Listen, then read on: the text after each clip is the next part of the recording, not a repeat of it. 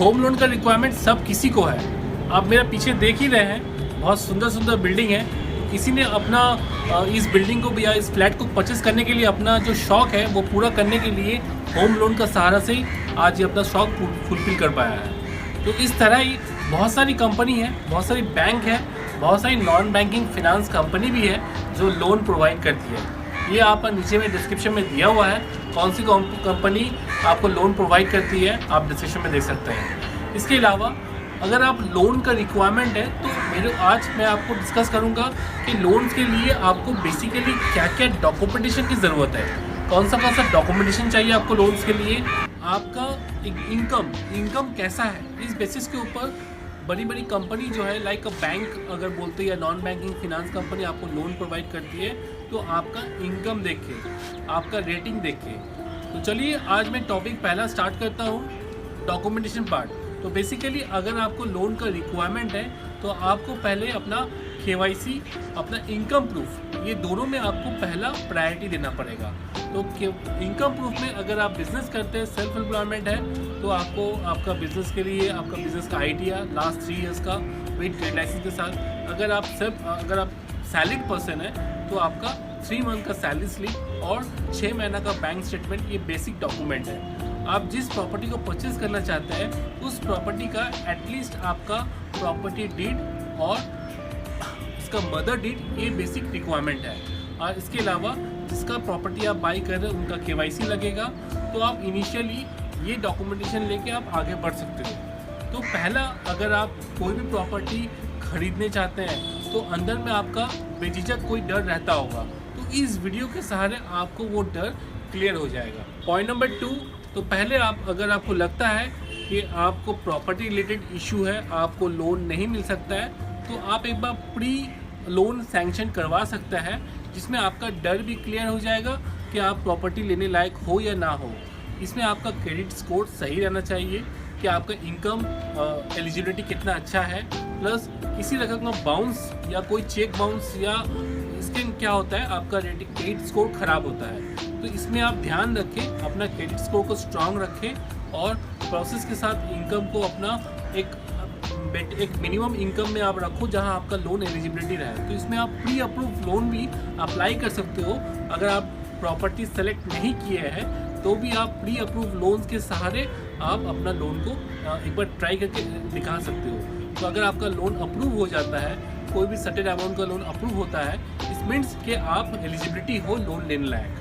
क्योंकि बहुत समय बिजनेस प्रोफाइल को पता ही नहीं रहता वो लोन लेने लायक है या ना है। तो डिस्क्रिप्शन में आपको हम दे दिए हैं लिंक कि अगर आपको लोन्स के रिलेटेड कोई भी इशू है आप डिस्क्रिप्शन में देख सकते हो। जैसा जैसा आपका क्रेडिट स्कोर रहेगा वैसा वैसा लोन का जो आपका इंटरेस्ट रेट है वो कम होते रहेगा, और जैसा जैसा आपका क्रेडिट स्कोर कमते रहेगा तो लोन का रेट ऑफ इंटरेस्ट भी बढ़ते रहेगा। तो डिपेंड करता है आपका क्रेडिट स्कोर कैसा है, तो उसके ऊपर भी लोन का इंटरेस्ट बहुत डिपेंड करता है। अगर क्रेडिट स्कोर बहुत अच्छा रहेगा तो आपको 8.40 के आसपास आपको इंटरेस्ट मिल जाएगा। तो आपको डिपेंड करता है आपका एलिजिबिलिटी, आपका क्रेडिट स्कोर के ऊपर डिपेंड करता है आपका लोन आपको कितना आपको इंटरेस्ट मिलेगा। तो चलिए इस वीडियो को हम लोग मूव करते हैं नेक्स्ट टॉपिक में कि अगर भी आप लोन ले लिए हैं इसके बाद आपका प्रोसेस क्या है। तो आपको मैं इनिशियली बताना चाहता हूँ, अगर आप लोन आपका अप्रूव हो गया है तो आप जिस बायर से जिससे प्रॉपर्टी आप खरीद रहे हैं, तो जिस सेलर से आप प्रॉपर्टी खरीद रहे हैं उस प्रॉपर्टी का डॉक्यूमेंट और आपका म्यूटेशन कॉपी प्लस टैक्स का बिल अपडेट, ठीक है। इसके ऐड आपका जो इनकम प्रूफ KYC के साथ आपको लोन को सबमिट करना होगा। इसके बाद अगर वो प्रॉपर्टी अप्रूव हो जाता है लोन के लिए तो सेकंड आपको एक एग्रीमेंट के साथ इनिशियली एग्रीमेंट बनाना पड़ेगा कि मैं इस प्रॉपर्टी को परचेस करना चाहता हूँ, इसके वो एग्रीमेंट प्रोसेस करवाना पड़ेगा आपको।